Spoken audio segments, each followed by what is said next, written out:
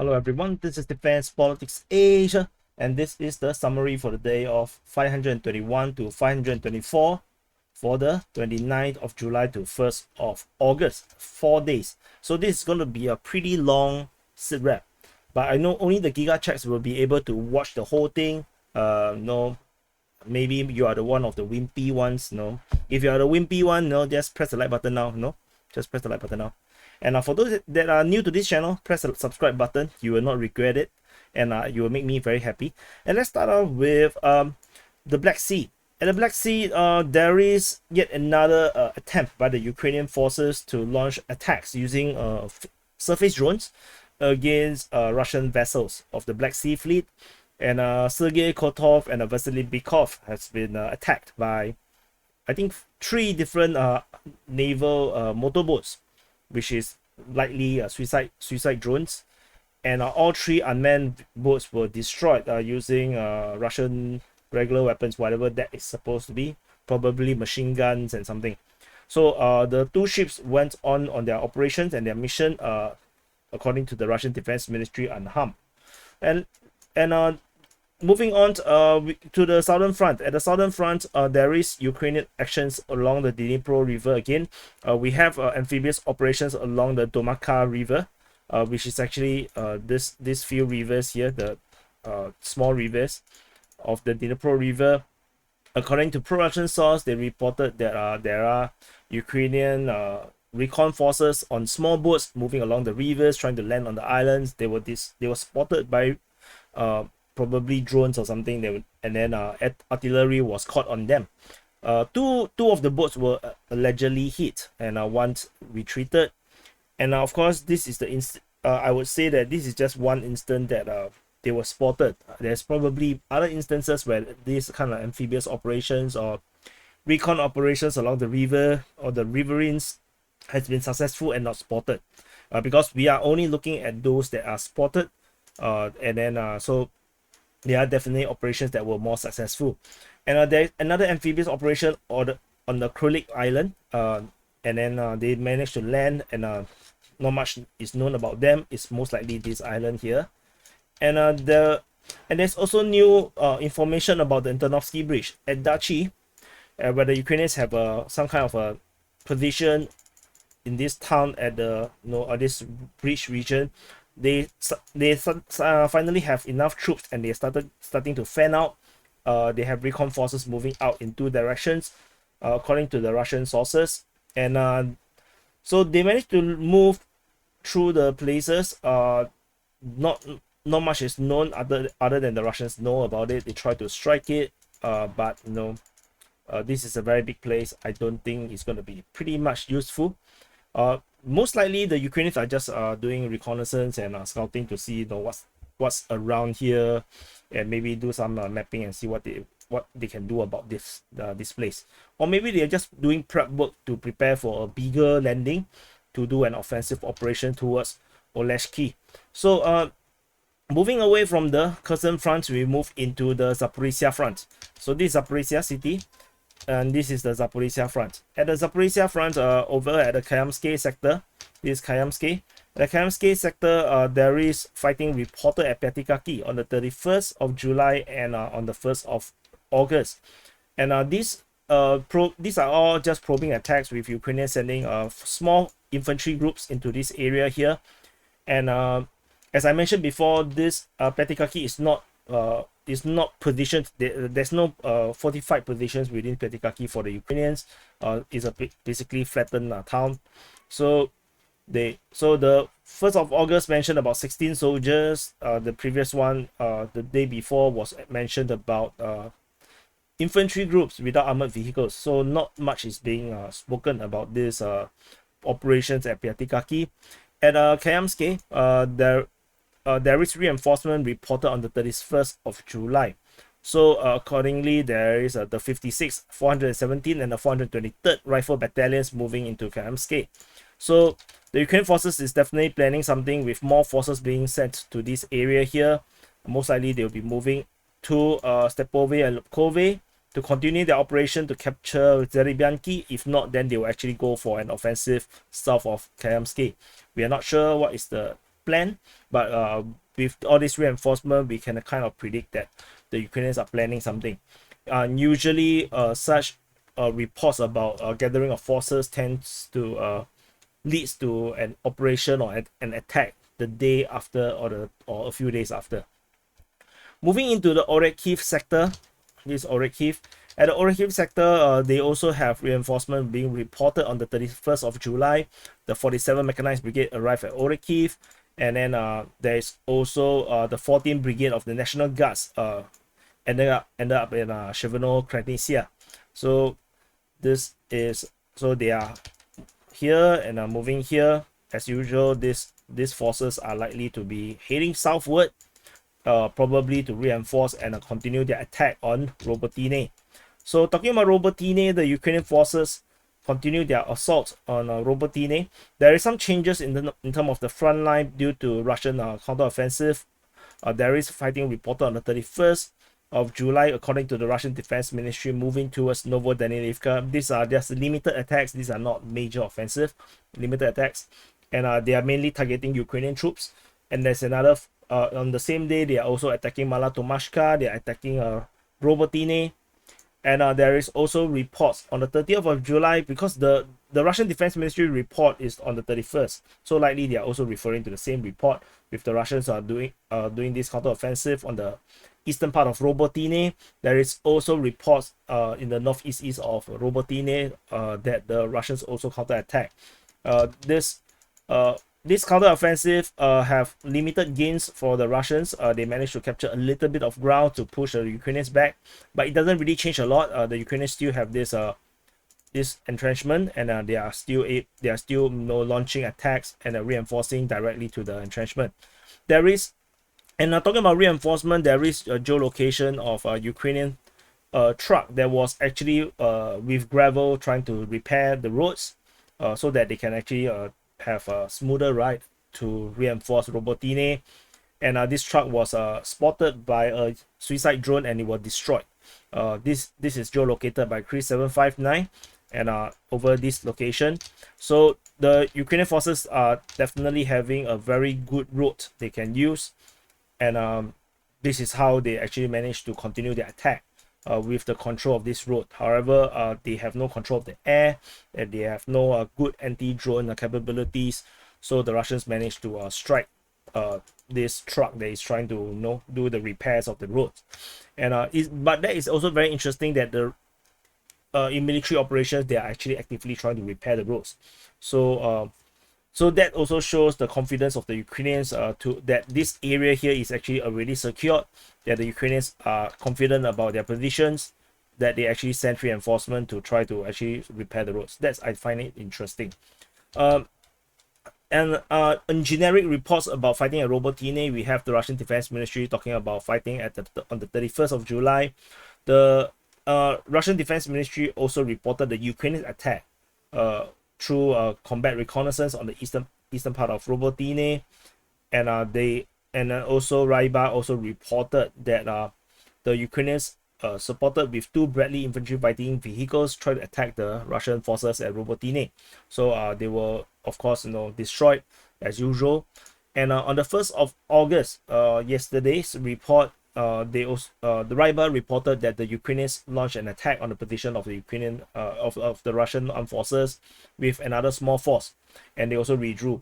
The reasoning for some of the small size of the fighting in these few days is partly because of the weather, due to not good weather, like wet weather. The ground is not suitable for armor operations, so the scale of the fightings went down to just infantry levels. It's unclear if the Ukrainians wants to continue to attack fiercely over at Robotyne. We do have some rumors about the Ukrainians have like over 100 AMX-10 being transferred to this front. So let's see, if that makes a difference, or is it just a rumor that it has no basis? We shall see. Over at the same front, we have some probing reported at Charivny. According to the Russian Defense Ministry, this Charivny and probably doing some scouting and reconnaissance. They got taken out. So, and that's all from the Orikhiv sector.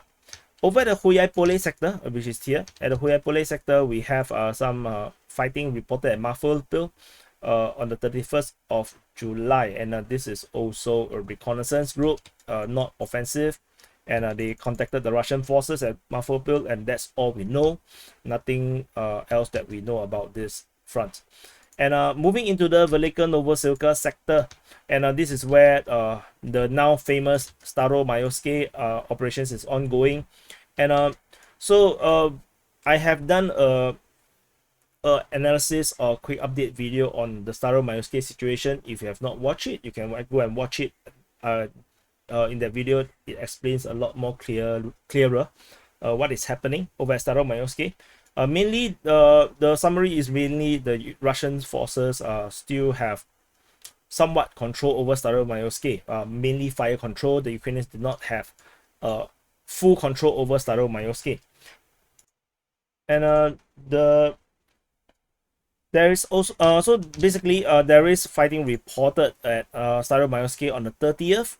According to the Russian Defense Ministry, they reported that they actually repelled Ukrainian attacks in the forward position at Staromayoske. And then on the 31st, they also again reported about repelling Ukrainian attacks at Staromayoske. And then in the later report by Vostok Group of Forces, which is actually more revealing, they mentioned about the Ukrainians trying to seize a foothold in the northern area of Staromayoske. This actually goes in contradiction to Ukrainian or pro-Ukrainian report, including Surya Maps as well as a neutral source, that Staromayoske has been captured by the Ukrainian forces, and this seems to be not true, because as I mentioned in previous reports, I already mentioned before that the Ukrainians do not have full control over Staromayoske, because it's just not some place that you can actually entrench yourself, and they actually retreat to the north and northwestern outskirts of the town as their base of operation. And as such, the Ukrainians actually found sometimes the Russians are in the town, and then sometimes there's no one in the town, and they send troops to try to find places to entrench themselves and fortify themselves, and then they got struck by artillery. So that's what happened over Staromayoske. And on the 1st of August, again, there is still fighting reported at Staromayoske. So this is nothing like a capture. A capture means capture. This is not captured. There is still fighting around Staromayoske very frequently. This all started from a 29th July report of the Russians actually counterattack, according to Surya Maps on the 29th of July. And by the 30th of July, Deep State UA Deep State UA actually continue to insist that Staromayoske is fully controlled by the Ukrainians, and then they actually talk about fighting towards Zavine Bazania, and this is not corroborated by anyone, and it doesn't seems to be likely because, as I mentioned before, because of the Russian Defense Ministry Vostok Group of Forces report about fighting in the northern part of Staromayoske. So this actually invalidates Deep State UA's report. And interestingly, we also have in the Ukrainian Defense Ministry report in their today's report about yesterday, talking about the Russians attacking eastern part of Staromayoske. And if you look at the map, there isn't a lot of places for the Russians to attack. So maybe the Russians are attacking from Uruzhaine into the eastern part of Staromayoske, and maybe there are some Ukrainian forces hiding inside the village that actually get contacted with these Russian forces, and maybe that's where the skirmishes come from. If not, I do have no idea how do you fight at the eastern part of Staromayoske. I think this is the only possible explanation. And on the western part of Staromayoske, the Russian forces apparently still hold position of the high ground over at this area here. The Russians continue to hold the position west of Staromayoske, and as a result, the Ukrainians did try to attack around 10 soldiers is probably a platoon. No, sorry, a squad or two. Try to attack the Russian positions, and there is some rifle battle, and so it did not work out for the Ukrainians. and this engagement does shows that the Russians are still there. And according to Ryba, they insisted this is exactly what's happening on the. They say that on the 4 p.m. 1st of August, the situation here remains to be stagnant, and that the positions around the village is still under Russian control, especially the heights around Staromaiske is still under control of the Russian forces. So as a result, this is continued to be a stalemate. This area here is just a gray zone. There is the Ukrainians have not fully captured, as I previously warned about this. So Uruzhaine continues to be attacked on the 30th of July. The Vostok group of forces reported Ukrainian attack on Uruzhaine. This is then corroborated by Deep State UA, the pro-Ukrainian source, talking about the fighting over at the northern outskirts of Uruzhaine. The fighting continues into the 1st of August. Vostok group of forces again reported about one assault and one reconnaissance group moving near Uruzhaine. And other than that, Uruzhaine continues to hold. Ukrainian forces on the 29th of July actually sent reinforcements to the northeastern part of Uruzhaine, and including which is the a 5 group from the south. Don't know what is MTR, actually not sure. And then there's a recon company with a Switchblade kamikaze drones. So far, Switchblade has not been at least from video footages, haven't really shown that it's very effective, but it's very small. So maybe it was effective, but there's just no video footage to show that it's effective. So otherwise, we move into the Donetsk Front with also reinforcement being reported at Zolota Neva over here, just north of Novodonetsk. So Zolota Neva. And so these 4 assault groups, so we are probably looking at some potential Ukrainian offensive restarting to capture Novodonetsk. And so we're not sure whether the Ukrainians will do that, or could they be just reinforcing to attack towards Uruzhaine. That also be possible. And continuing into the Donetsk Front, there is fighting reported south of Novomikhailivka. According to Deep State UA, Ukrainian forces have some success. Whatever the success is actually the front line actually kind of changed to like this. And according to the Ukrainian mapping around Solotke. So the mapping, Russian and Ukrainian, you can see is not really that different in terms of what I have mapped. So there is some minor movement in terms of the front line, but it's not indicative that it is some kind of major offensive over at this area here. Over at the Marinka region, this is Marinka, and the Marinka region continued fighting being reported at Marinka on the 29th, 30th, which the Ukrainians say the Russians are attacking. On the 31st, the Russians say the Ukrainians are attacking, and on the 1st of August, both are attacking. So depending on what you want, it doesn't make any difference. The front line never changes over here. It's probably just positional fighting. Interestingly is that on the 30th of July, we have fighting reported at Boyeda, and so that's all we know. So fighting continues to be happening around this area here with some Russian attack here, and Ukrainians attacking downwards. Not much to really to eat. Over at Avdiivka, at the Avdiivka Front, we have Ukrainians attacking at Novosilka on the 30th of July. And according to Ukrainian mapping, there is more. The mapping actually looks like this now, with the Ukrainians capturing more grounds around Novosilka. So the Russian line is according to the Ukrainians are like this. We're not sure how much more fields they need to go through. You can see this is just a no man's land, and there's no fighting reported at Povomaisky, surprisingly. And there is some fighting reported at Zheveny, according to the Russian Defense Ministry on the 31st and on the 1st of August.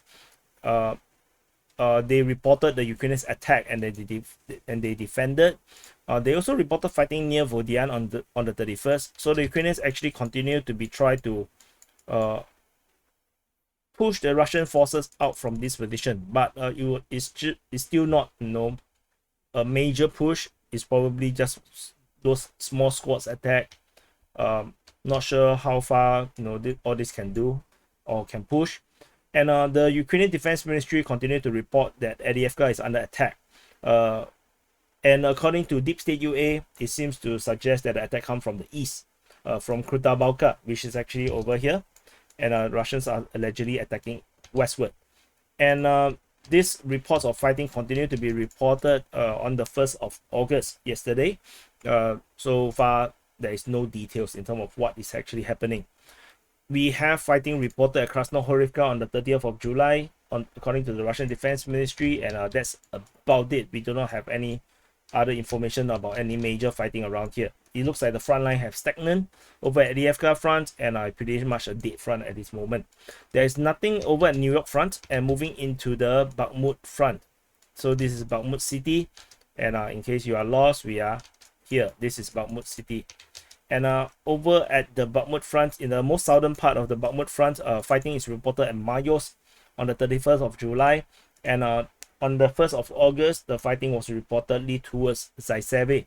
So this is Mayos, this is Zaiseve, and the Ukrainians are attacking eastward and attacking Mayos over these past 2 days. So it's probably part of the same offensive, if the Ukrainians are trying to push in this direction. Yep. And moving up there's fighting reported at Kupyansk on the 30th of July. There's no more reports of fighting over this region here after that, so probably did not work out. Same thing goes for Avdiivka in the same report, according to the Russian Defense Ministry.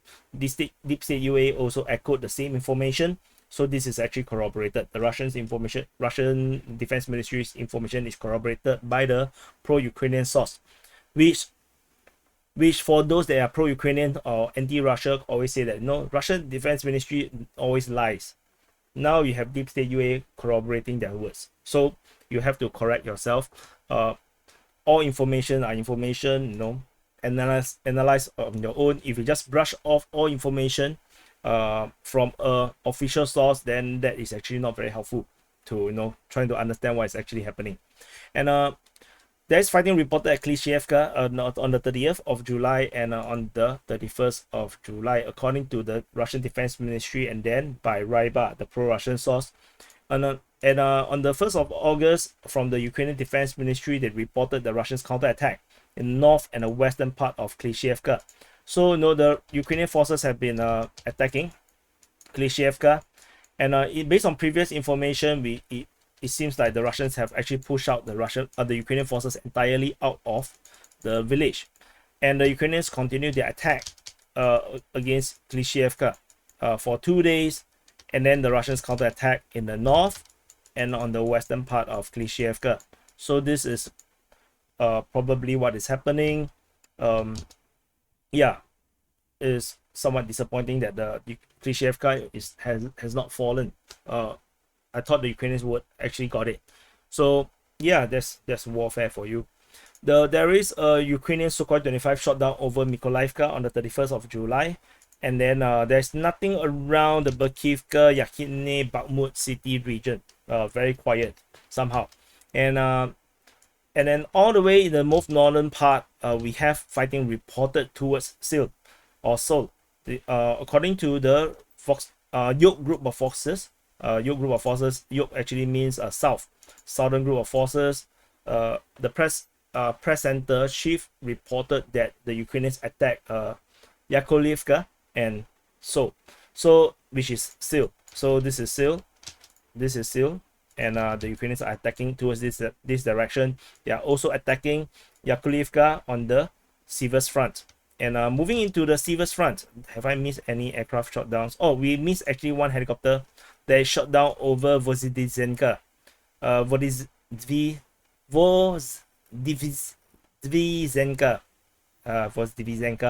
And so it's actually here.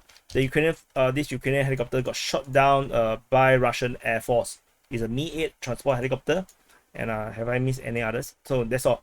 And in the southern part of the Siversk Front, other than the fighting reported at Yakovlivka, it seems like the Ukrainians went on some kind of offensive in this southern area around Siversk Front, where they attacked multiple locations from Sil, Yakovlivka, Bilohorivka, Berestove, and Spurny. And at Bilohorivka, the fighting is reported on the 31st and 31st of July and the 1st of August, according to the Russian Defense Ministry. Same, and then Berestove on the 31st and the 1st of August again. and then Sperne is being reported only on the 31st of July. Information all coming from the Russian Defense Ministry, and no one else is talking about this. But of course, Russian Defense Ministry have private information. So not everything the OSINT or the open source or the analysts based on whatever sources that they have on the front line are able to get everything. So the Russian Defense Ministry's words about this is possible, that is true, and the Ukrainians seems to be making some kind of a big push in this area here.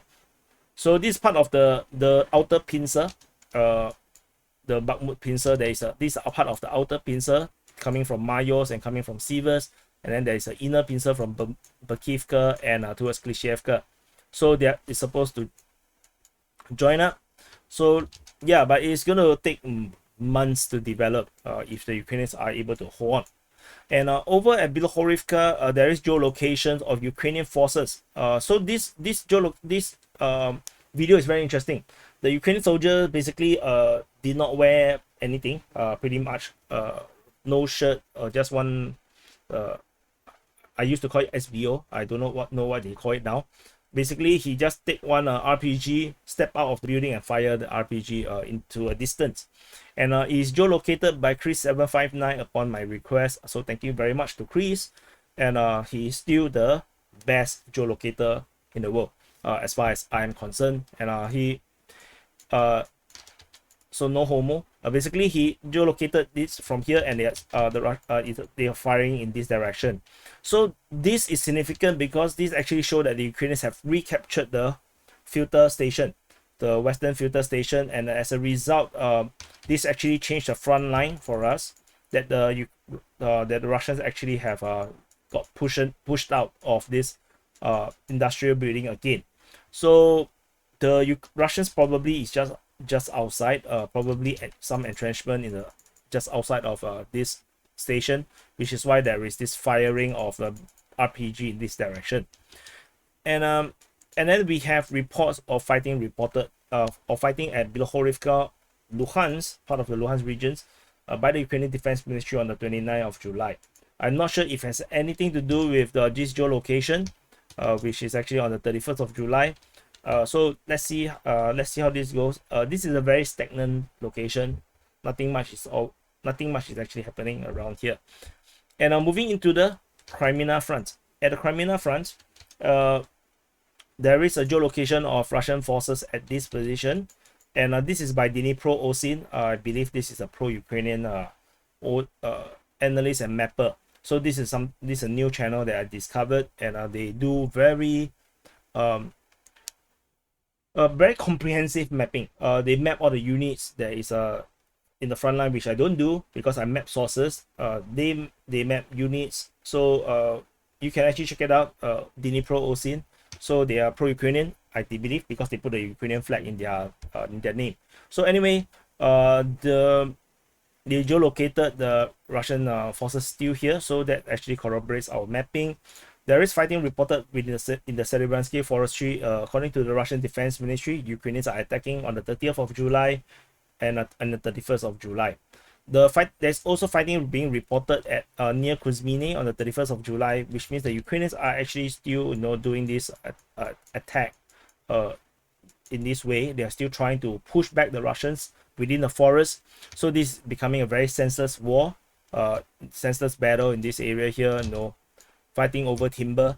And then there is also fighting reported at Dibrova on the 1st of August, according to the Russian Defense Ministry. And 31st of July, there is fighting reported at Toske. And then there is fighting reported at Terny on the 1st of August. Fighting reported at Chevrno-Popivka on the 30th of July, and at Nevsky on the 31st and the 1st of August. And if you look at this, you can see that it's basically a Ukrainian offensive all around. Ukrainians are pushing in all directions along the entire front, and they are really pissed off with the Russian scam, the scam attack. Like, oh, we're gonna capture Toske, attack, yeah, we are so powerful. Then after that, they stop attacking. Then the Ukrainians feel very cheated, which is why they went on the rage, to try to prove to the Russians. This is how you do offensive, and the front line doesn't change. So so moving on into the Svatove Front. This is Svatove. At the Svatove Front, and for those that are still watching, congratulations, you have just reaching 30 minutes. So you are all giga chats. For those that have quit before this, they didn't know that by the time you reach here, you'll become a giga chat. So they are all wimpy people. So you guys are Andrew Tate. They are all Kosh Tate. Anyway, moving to around this area here, the Ukrainian forces. So this area is where the Russians actually have this salient. From Kamyanske, they actually attack, and then they captured Sahivka, and then they actually attack. And it seems like this is one of these major offensive by the Russians that they finally decided that let's show the Ukrainians how to do it. And yeah, I turned out to be correct. The Russians gave up the attack. No, I did warn you guys that the Russians do not follow through with their attacks. They don't do the breakthrough and then do this deep penetration. They don't do that. They will give up after a few days of attack, and I turned out to be correct. And yeah, the Russians kind of given up. So the Ukrainians actually managed to reinforce as a result, and they reinforced the Zdolibove, and also at Nadia, and then they sent a lot of reinforcement, and they went on the counter attack. And so we have the reinforcement being reported by Surya Maps. I forgot to put the dates, so I actually don't know which date is it. The Russians were attacking. They were still attacking on the 29th of July. You can see that the information was from Ryba. They were attacking south of Nadia. They are fighting at Novosilka. They are fighting south of Novosilka, according to Surya Maps, all on the 29th of July. So that was like the final day of the Russians offensive in this direction. Then after that, the Ukrainians started to attack, and then on the 30th of July, the next day, Deep State UA reported that there is fighting, reported at Novosilka, and then the town is actually split between the Ukrainians and the Russians. The Russians are only on the eastern part of the village. And then on the 31st of July, Surya Maps reported that the Ukrainian forces have captured Novosilka. They have recaptured. And Deep State UA actually also reported that they have managed to push out the Russians from the Nadia area and part of Novosilka. And part of Novosilka, probably means they captured the whole thing, because Novosilka is actually not that big. And by the 1st of August, Ryba actually reported that there is no real significant results. So maybe they are coping, I'm not sure. That despite the information of Ukrainians saying that there is a Ukrainian counterattack in the Novosilka and Kamyanske region, these are all small infantry groups, and they are insignificant. So they basically say that your attack is shit. So what are you going to do about it? So, but according to the Russian Defense Ministry, on the 30th of July, they actually reported that there is fighting near Kovalivka, which is here. And this is interesting because this location is actually pretty far back. There's no way the Ukrainians can actually attack this position. If you look at the front line is like this. How is the Ukrainians going to attack Kovalivka? So, which means that there must be some kind of breakthrough by the Ukrainians that actually make them allow them to be attacking near Kovalivka.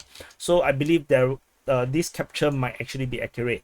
This information of the Ukrainian capture, and then the Ukrainians actually managed to break through, capture the entire Novosilka, and actually push back the Russian gains.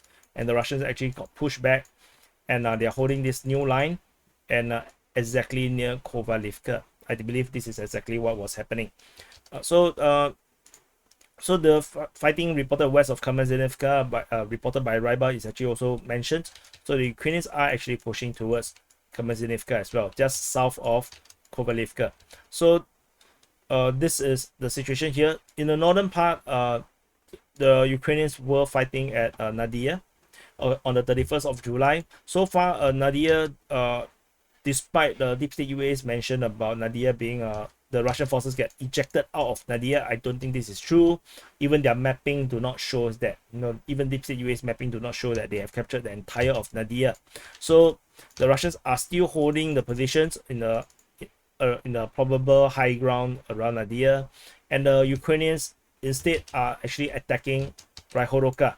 So according to information from the Russian Defense Ministry's Center Group of Forces, they reported on the 30th of July, the Ukrainians are attacking Ryhorivka, and on the 1st of August, again they tried to attack, and this reported, Ryhorivka by the Russian Defense Ministry.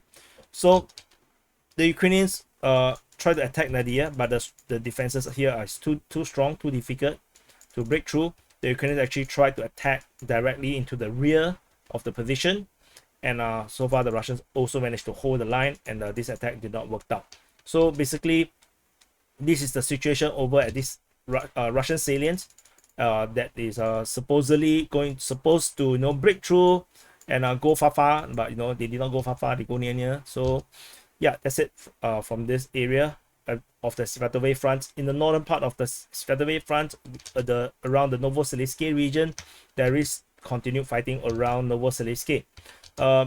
There is fighting reported on the 30th at Novosilka, according to the Russian Defense Ministry. And then they say that the Ukrainians were attacking. 31st, the Ukrainians reported that the Russians are attacking. And then on the 31st, also on the 31st, the Russians reported that they were attacking close to Kuzymivka, which is here. This is Kuzymivka. This is Novosilka. So it's very weird. They say close to Kuzymivka. So maybe they are attacking in the north. This is what I think. And so the assault groups continue their offensive operation. This is supposed to be raid. And the information continues on the 1st of August. So the Russians continue to be attacking on the 31st and on the 1st of August. So this is a continued Russian offensive in this area here. And this fighting is also being reported at Berestove. According to the Ukrainian Defense Ministry, they reported that the Russians are attacking east of Berestove. And this information repeated on the 31st of July. So 30th and 31st of July.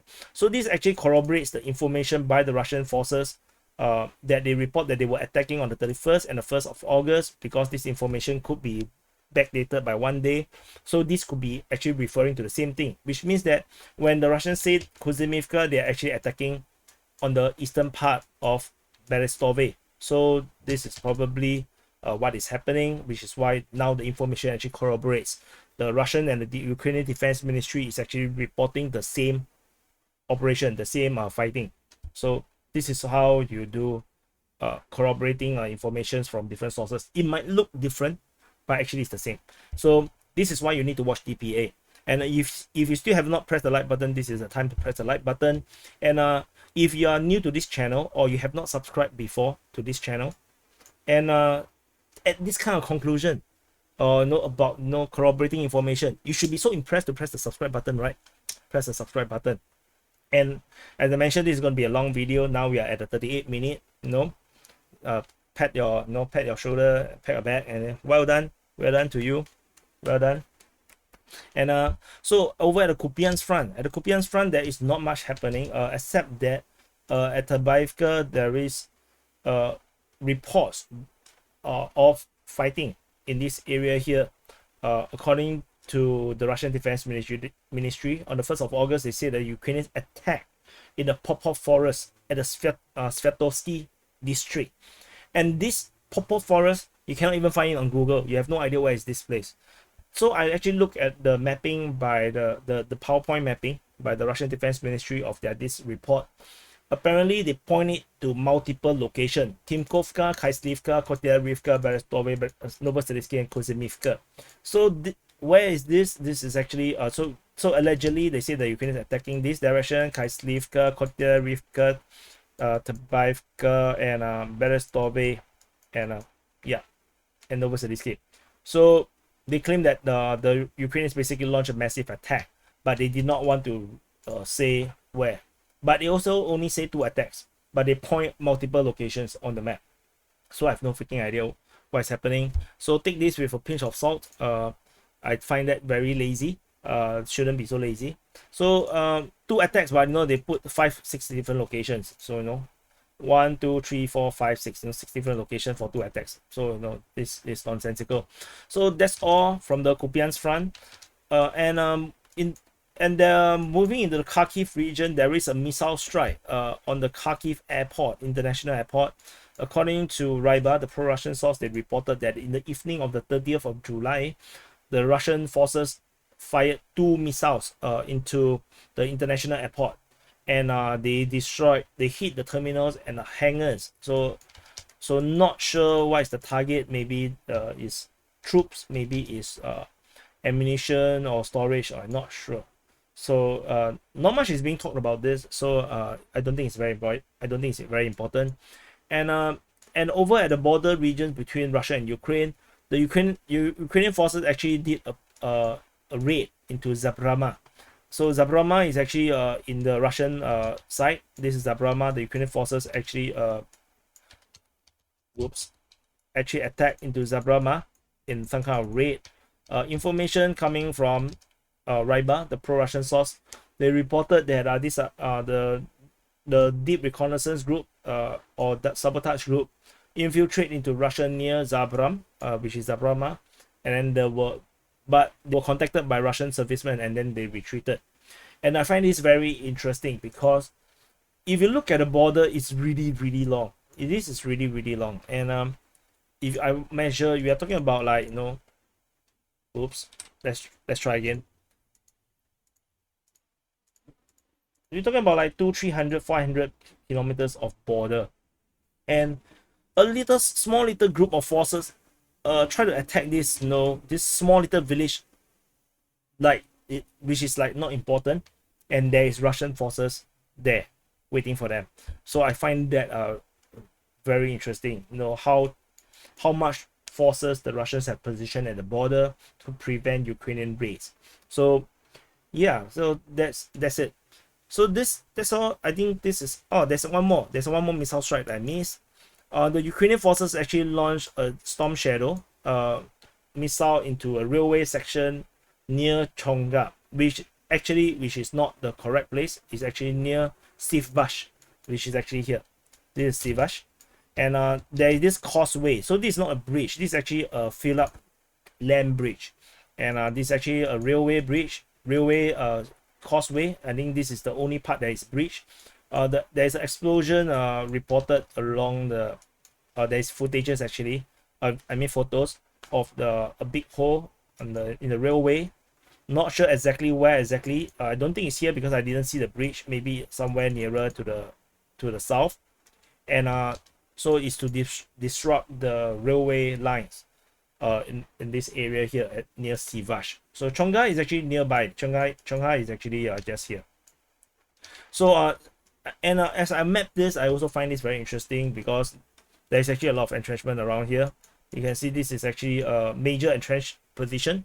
So, and this is actually pre-war. So I think that's very cool.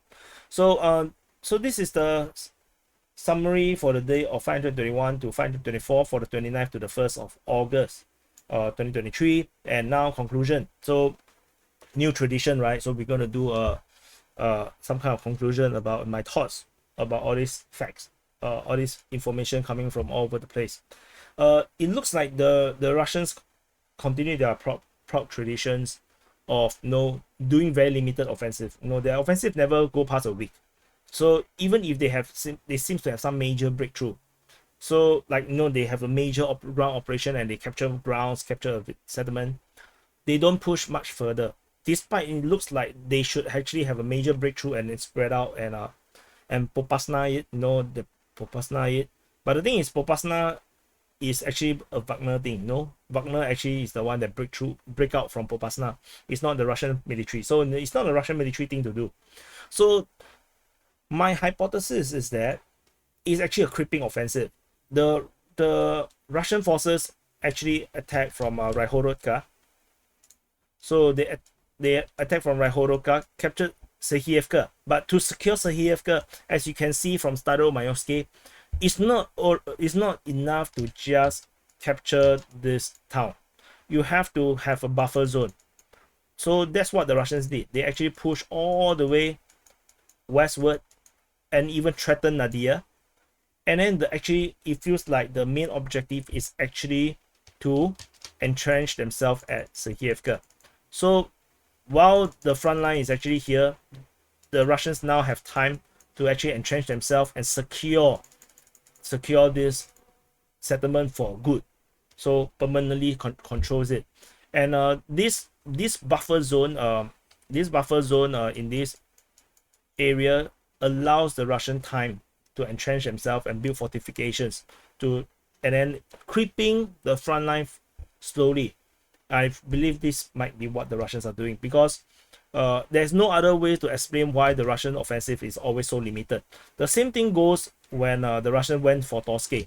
The Russian make this massive push, and they were just on the outskirts of Torsky, and there was even rumors about fighting within Torsky itself, but end up it stopped. No, same thing. No, less than a week, just a few days, the Russians stopped. The front line have not changed. The front line still remains something like this, and they also managed to increase the buffer around Dibrova. They actually push here, and basically they just hold the position. And it could be a case where the Russians use this opportunity to actually entrench themselves around this area here, while they have increased buffer zone, and they are actually entrenching themselves. So I believe this might be the Russian strategy. That this is how the creeping front line works. If not, there is no way to explain why the offensive is always so pathetic. and the Ukrainians are really angry. They are really pissed off. There is no reason to do so much offensive, but they are doing it. They really feel very insulted by the Russians. They are pushing very hard at the Kreminna Front.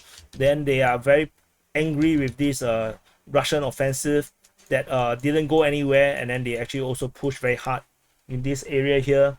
And because maybe they were busy doing something else, like playing football, playing computer games, and then it's like, come on, I don't want to do chores. And the mother tell them to quick go and do the chores, go and kick out the Russians from this area here. So they have to go and kick them out. So they're very angry and they want to kick the Russians really hard. So yeah, and then that might actually be yet another trap. Who knows? Maybe they purposely push, attract a lot of Ukrainian forces to do a counter-attack, and then yet into another kill zone. No idea. This is just a hypothesis. You don't need to get angry if you're pro-Ukrainian. But if you're pro-Ukrainian, I don't think you will watch to this point. If you're pro-Ukrainian and you watch to this point, I will give you an award. Comment below, let me know you're actually pro-Ukrainian. But if you're pro-Russian and you say you're pro-Ukrainian, you're a hypocrite. Hypocrites are like hippos. They have a very big mouth and with very big teeth.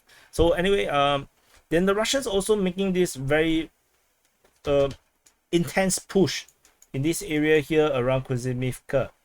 And the Ukrainians are holding very tight in this area here because, like I mentioned before, the main reason is this road. The Ukrainians don't want to lose fire control over this road.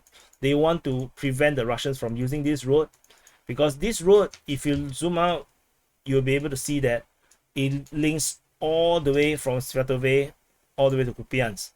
And this road will allow the Russians to have even stronger control around this area here. And this will allow them to make a very strong push if they are able to hold control of this road entirely.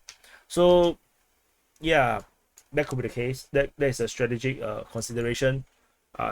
True or not true, I don't know. No, this is just my hypothesis. And otherwise, the Ukrainian offensive over at Robotine is looking like shit.